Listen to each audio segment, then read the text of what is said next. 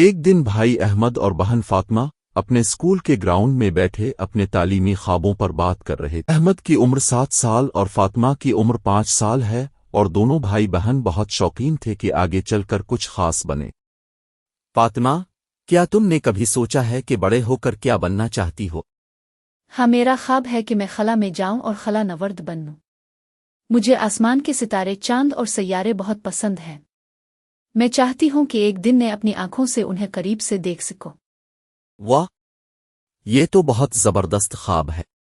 مجھے بھی آسمان دیکھنا پسند ہے، لیکن میرا خواب ہے کہ میں استاد بنوں۔ میں چاہتا ہوں کہ میں بچوں کو پڑھاؤں اور انہیں علم کی روشنی سے منور کروں۔ یہ بھی بہت اچھا خواب ہے احمد۔ استاد بننا بہت بڑی بات ہے۔ استاد تو بچوں کی زندگی میں علم کا چراغ روشن کرتے ہیں اور ان کی زندگی کا راستہ بناتے ہیں۔